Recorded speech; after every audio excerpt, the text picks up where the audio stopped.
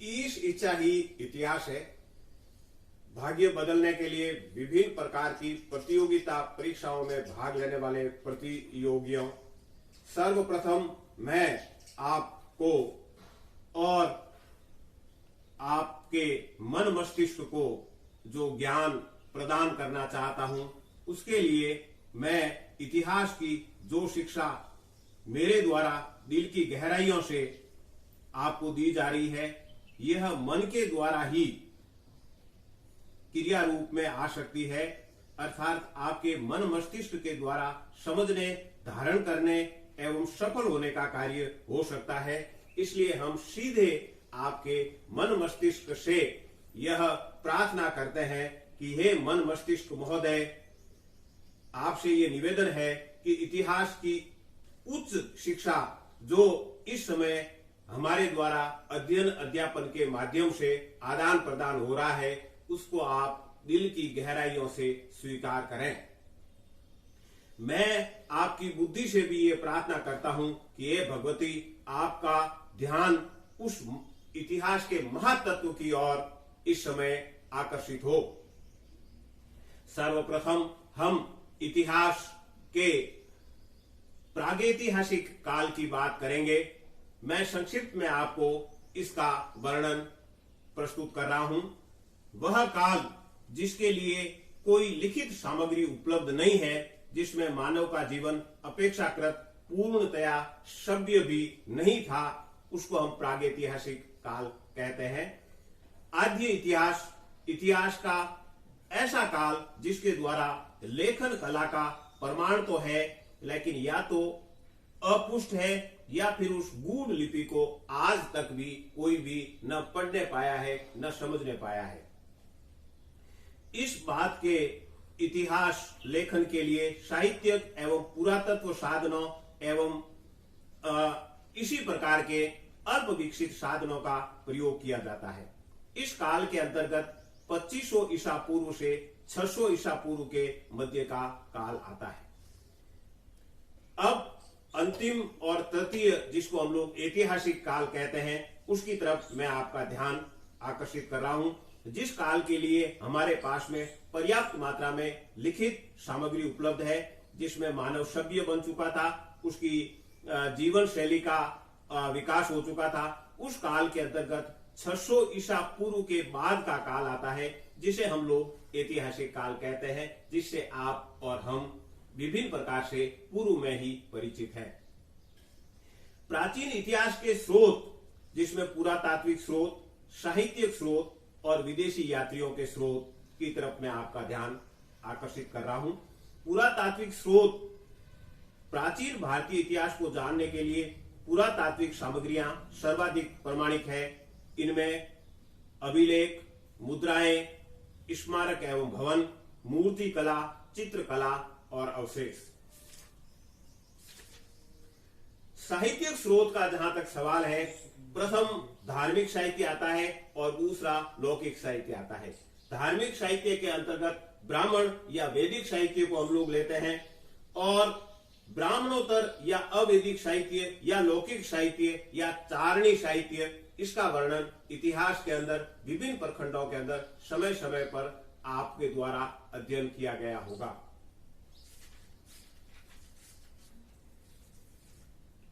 भारतीय इतिहास के जिस काल के बारे में मेरे द्वारा अभी आपसे संक्षिप्त जानकारी का आदान प्रदान किया गया, उसी को मैं अब जरा गूढ़ तरीके से आपको बताता हूं। प्रागैतिहासिक काल में पूरा पाषाण काल, जो कि अज्ञात काल से लेकर 8000 ईसा पूर्व तक माना जाता है। मध्य पाषाण काल, जो 8000 ईसा पूर्व से 4000 ईसा पूर्व तक माना जाता है, और नव पाषाण काल, जो 4000 ईसा पूर्व से 2500 ईसा पूर्व तक माना जाता है। आद्य ऐतिहासिक काल या उत्तर पाषाण काल भी जिसको हम लोग कहते हैं, वह सिंधु घाटी सभ्यता और वैदिक सभ्यता के रूप में प्रसिद्ध है।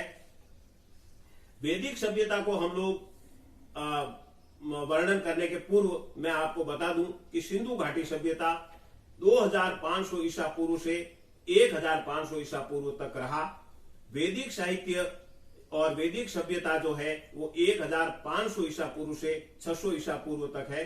ऋग्वेदिक काल जो 1500 ईसा पूर्व से 1000 ईसा पूर्व तक हम लोग मानते आए हैं।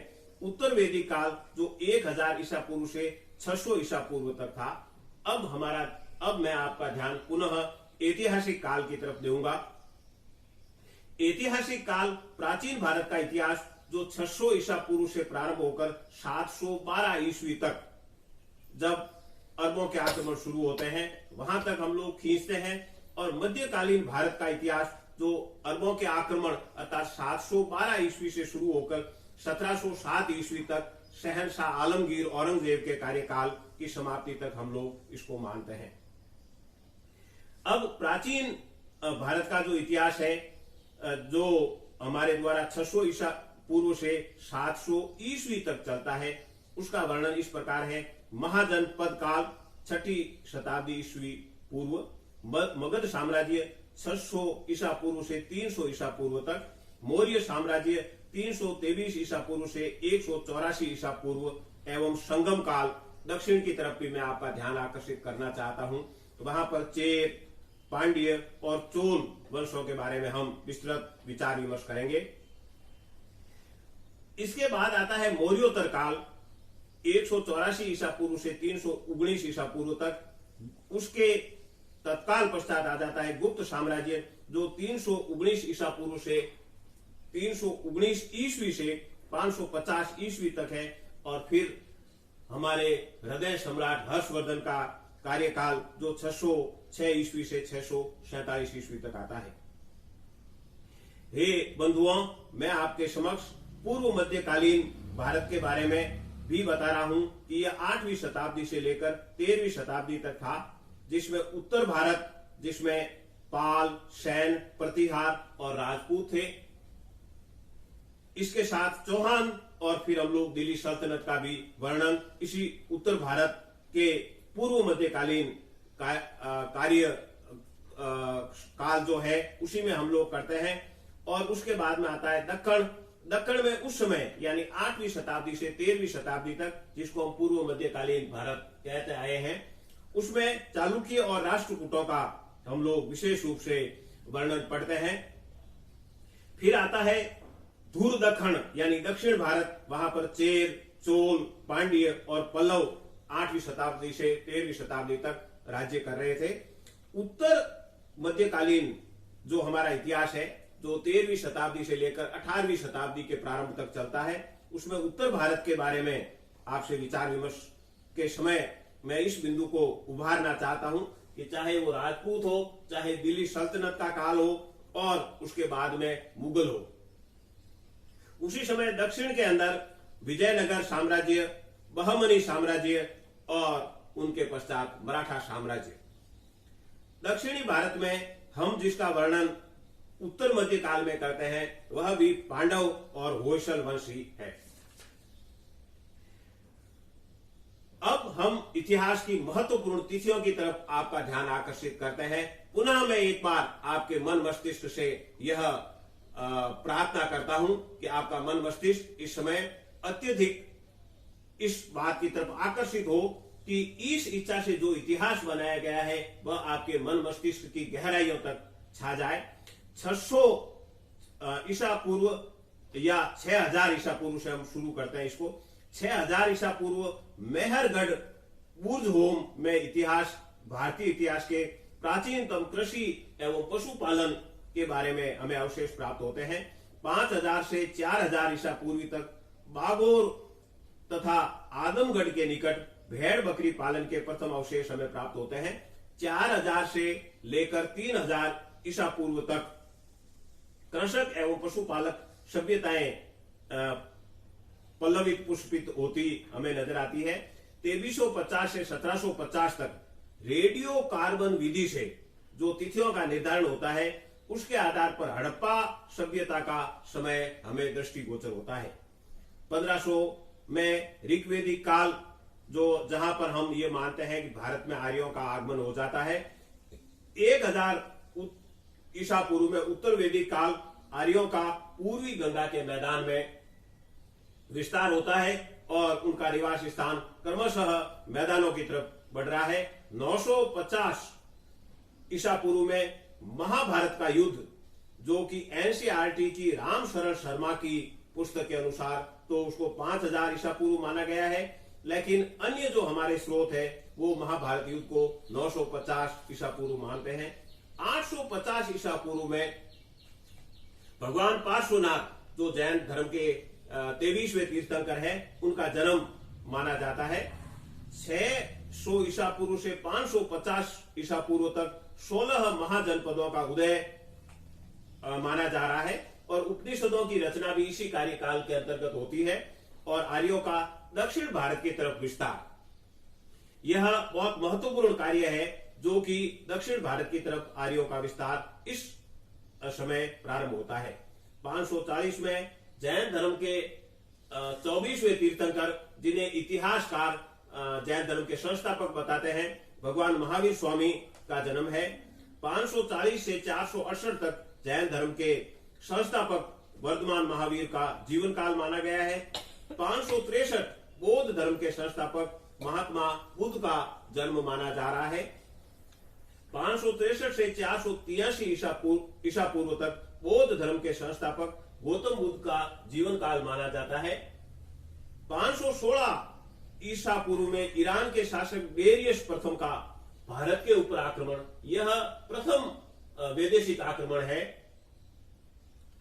544 से 414 ईसा पूर्व तक हर्यक वंश, जिसमें बिंबसार, अजात शत्रु और उदयन आदि राजाओं का वर्णन हमें प्राप्त होता है।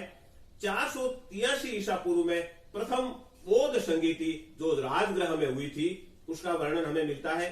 383 ईसा पूर्व में द्वितीय बौद्ध संगीति जो वैशाली में हुई थी, उसका वर्णन हमें मिलता है। 344 ईसा पूर्व में मगध में नंद वंश की स्थापना हो जाती है। 326 ईसा पूर्व में सिकंदर का भारत पर आक्रमण होता है।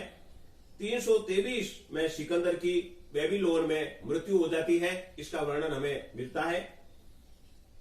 323 ईसा पूर्व में चंद्रगुप्त मौर्य द्वारा मौर्य वंश की स्थापना होती है। 305 में सेल्यूकस का भारत पर आक्रमण होता है और सेल्यूकस हारता है और चंद्रगुप्त मौर्य की यह महान विजय होती है। 298 में बिंदुसार शासक बनते हैं। 272 से 268 अशोक तथा उसके भाइयों के बीच उत्तराधिकार का युद्ध होता है और 269 ईसा पूर्व में सम्राट अशोक शासक पद के ऊपर आसीन होते हैं।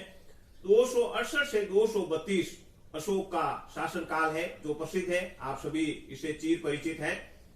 261 में कलिंग का युद्ध होता है और उसका वर्णन समय समय के ऊपर आपके द्वारा पढ़ा गया होगा और हमारे द्वारा भी इसका बार बार उल्लेख किया जाएगा। 257 ईसा पूर्व में उपगुप्त द्वारा अशोक बौद्ध धर्म में दीक्षित, उपगुप्त जो कि बौद्ध भिक्षु थे, उनके द्वारा अशोक को बौद्ध धर्म में दीक्षित किया गया। यह 257 का महत्वपूर्ण ईसा पूर्व है, इसको आपको याद रखने का प्रयास करना है। 251 ईसा पूर्व में तृतीय बौद्ध संगीति होती है। 232 में अशोक की मृत्यु, कुणाल शासक बनता है। 200 ईसा पूर्व में यूनानियों का भारत में आगमन हो जाता है। 185 में अंतिम मौर्य शासक बृहद्रथ की हत्या हो जाती है और भारत में शुंग वंश की स्थापना होती है। आप पुष्यमित्र शुंग से अवश्य परिचित रहे होंगे। 75 ईसा पूर्व में कण्व वंश की स्थापना होती है। 30 ईसा पूर्व में शिमुक द्वारा सातवाहन वंश की स्थापना की जाती है और 58 विक्रम संवत का प्रारंभ उज्जैन के शासक विक्रमादित्य द्वारा। यह इतिहास के बहुत प्रसिद्ध व्यक्ति है, जिनके बारे में आपको अपने मन मस्तिष्क को हमेशा खुला रखना है, क्योंकि इनके बारे में अभी तक हमारे इतिहास में हमें जानकारी जितनी होनी चाहिए उतनी नहीं है। लेकिन मैं पूरा प्रयास करूंगा कि आपको उज्जैन के शासक विक्रमादित्य की संपूर्ण जानकारी उपलब्ध करवा दी जाए। 58 ईसा पूर्व में सम्राट विक्रमादित्य के द्वारा जो नया संवत प्रारंभ किया गया, वह विक्रम संवत के नाम से पूरे विश्व में प्रसिद्ध हुआ है। 22 ईसा पूर्व में चोल एवं पांड्यों का रोम से व्यापारिक संबंध स्थापित होता है।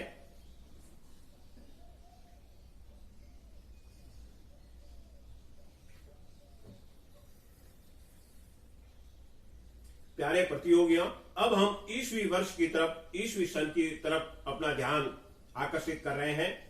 14 से 15 में रोमन संत थॉमस, कुछ भी कह दीजिए, का भारत में आगमन होता है। 20 से 46 ईस्वी तक गॉड फर्निस के समय में भारत में संत थॉमस का आगमन हुआ है। इसको आप लोग याद रखने का प्रयास करेंगे। 45 ईस्वी में कुषाणों का भारत में प्रवेश होता है। 65 में चीन सम्राट का बौद्ध ग्रंथों के लिए भारत में अपना प्रतिनिधि भेजने का कार्य संपादित होता है। 77 ईस्वी में प्लिनी की पुस्तक नेचुरल हिस्ट्री लिखी जाती है। 78 में कनिष्क द्वारा शक संवत का प्रारंभ किया जाता है, जिसे भारत सरकार द्वारा अभी भी प्रयोग में लाया जाता है। 78 से 100 ईस्वी तक कनिष्क का कार्यकाल माना जाता है। सम्राट कनिष्क एक भारतीय मानक के रूप में पूरे एशिया में स्थापित है। 86 से 128 ईस्वी तक गौतमी पुत्र सातकर्णी तथा वशिष्ठ पुत्र पुलवामी के अधीन सातवाहनों का पुनरुत्थान होता है। 130 से 150 ईस्वी तक पश्चिमी भारत का महान शासक क्षत्रप रुद्रदामन प्रथम का कार्यकाल है। 225 ईस्वी में वाकाटक वंश की स्थापना होती है। 226 ईस्वी में पर्शिया में सासानियन वंश की स्थापना होती है। 250 में सातवाहन साम्राज्य का विघटन प्रारंभ हो जाता है, या यूं कहें विघटन हो ही जाता है। 240 से 280 तक गुप्त वंश की स्थापना श्रीगुप्त के द्वारा की जाती है। 280 से 319 ईस्वी तक घटोत्कच सिंहासनारूढ़ होते हैं। 319 से 320 में चंद्रगुप्त प्रथम द्वारा गुप्त वंश की स्थापना की जाती है।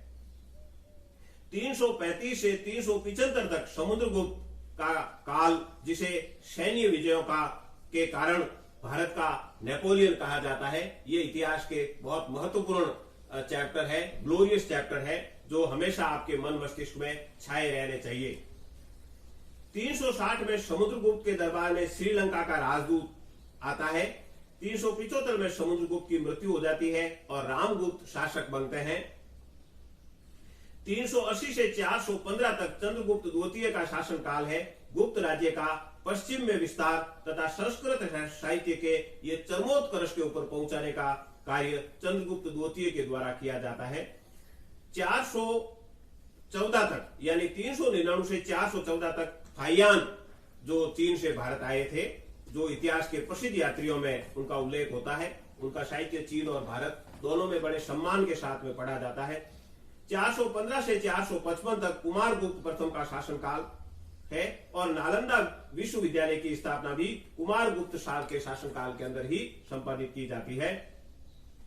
455 से 467 तक स्कंदगुप्त का काल है और उस समय हुनों का प्रथम आक्रमण होता है। हुन, जो कि एशिया की एक बर्बर जाति है और सभ्य भारत के ऊपर अपना आक्रमण प्रारंभ कर देती है।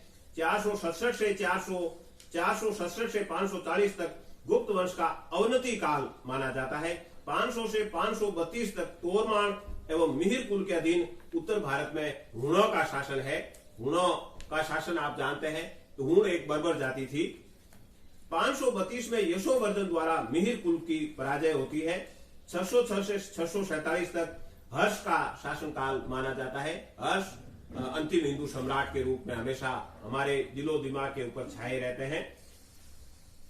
609 में पुलिकेशन द्वितीय शासक बनता है और 629 से 645 तक चीन के यात्री हुएनसांग भारत में आते हैं और यहाँ पर अपना साहित्य लिखते हैं। यानी 606 से 647 तक जो हर्ष का कार्यकाल है, उसके अंदर ही 629 से 645 तक हुएनसांग भारत में रहते हैं।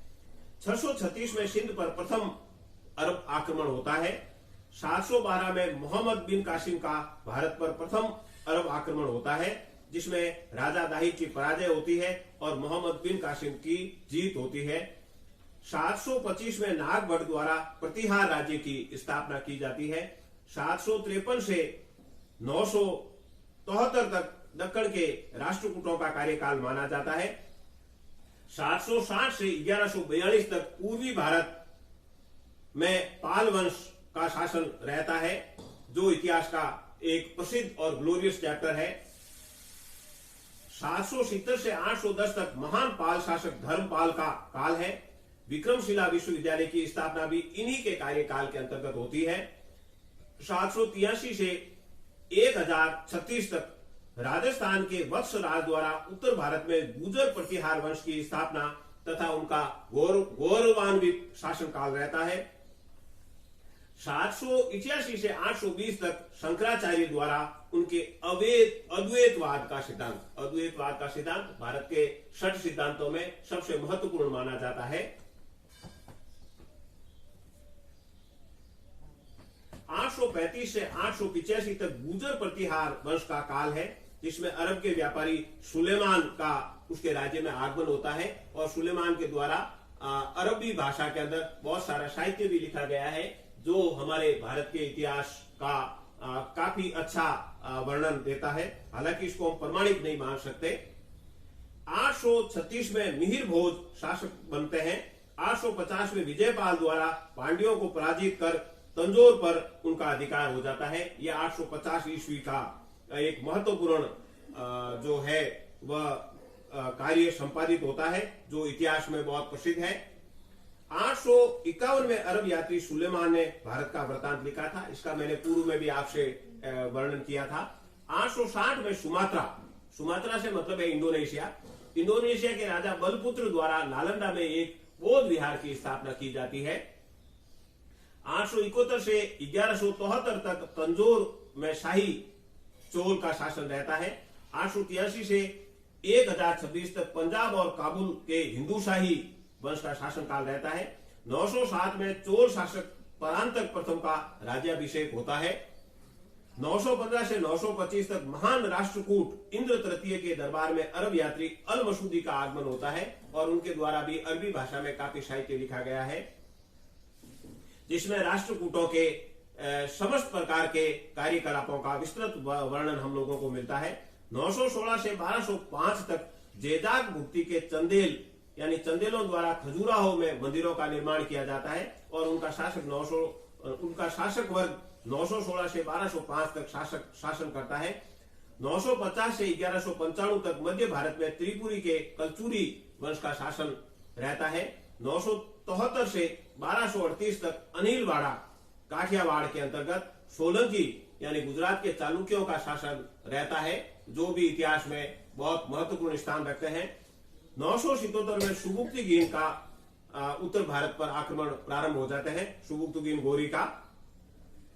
985 से 1014 तक राज चोल का शासनकाल तंजौर के प्रसिद्ध शिव अथवा बृहदेश्वर मंदिर का निर्माण राज चोल के शासनकाल में होता है। 999 में बगदाद के खलीफा द्वारा महमूद गजनवी को स्वतंत्र शासक के रूप में मान्यता प्रदान की जाती है। 1000 में महमूद गजनवी का भारत में काबुल पर प्रथम आक्रमण होता है। 1000 से 1323 वारंगल के काकतीय वेतराज प्रथम संस्थापक है। वारंगल के अंदर काकतीय वंश की स्थापना होती है और प्रताप रुद्रदेव जो इनके अंतिम शासक है और बहुत प्रभावशाली इतिहास पुरुष रहे हैं। 1001 में वे हिंद की लड़ाई, जिसमें जयपाल हिंदू शाही शासक तथा महमूद गजनवी के मध्य युद्ध होता है, जिसमें हिंदू शाही शासक पराजित होता है और महमूद गजनवी की विजय होती है। 1025 से 1026 तक महमूद गजनवी द्वारा सोमनाथ मंदिर की लूट की जाती है। 1027 में महमूद गजनवी का अंतिम आक्रमण होता है। 1030 में महमूद गजनवी की मृत्यु हो जाती है और अल-बरूनी जो एक अरब यात्री है, उनका भारत में आगमन होता है। 1191 में तराइन का प्रथम युद्ध होता है, जिसमें पृथ्वीराज चौहान की मोहम्मद गोरी के ऊपर विजय होती है और 1192 में तराइन का द्वितीय युद्ध होता है, जिसमें मोहम्मद गोरी द्वारा पृथ्वीराज की हार होती है और कुतुबुद्दीन ऐबक भारत में सूबेदार के रूप में नियुक्त किए जाते हैं। 1194 में चंदावर का युद्ध होता है, जिसमें जयचंद भी पराजित हो जाते हैं। 1206 में मोहम्मद गोरी की मृत्यु हो जाती है। 1206 में कुतुबुद्दीन ऐबक द्वारा दिल्ली सल्तनत की स्थापना कर दी जाती है, यानी दिल्ली सल्तनत एक स्वतंत्र सल्तनत के रूप में अपना स्थान पाने में सफल हो जाती है 1206 में। और कुतुबुद्दीन के द्वारा ही कुतुब मीनार का निर्माण भी इसी कार्यकाल में करवाया जाता है। 1210 में कुतुबुद्दीन ऐबक की मृत्यु हो जाती है और आराम शाह को परास्त कर इल्तुतमिश जो उनके गुलाम थे वह भारत के शासक बनते हैं। 1221 में चंगेज खां का भारत के ऊपर आक्रमण होता है और 1236 में रजिया सुल्ताना भारत की प्रथम महिला शासिका बनती है। 1240 में रजिया सुल्ताना की हत्या हो जाती है। 1265 में गयासुद्दीन बलबन गद्दी पर बैठते हैं। 1289 में बंगाल में तुगरिल खां का विद्रोह हो जाता है। 1286 में गयासुद्दीन बलबन की मृत्यु हो जाती है। 1290 में खिलजी वंश की स्थापना जलालुद्दीन खिलजी साहब के द्वारा की जाती है। 1296 से 1316 तक अलाउद्दीन खिलजी शासक बनते हैं और दिल्ली के अंदर इनका कार्यकाल 1296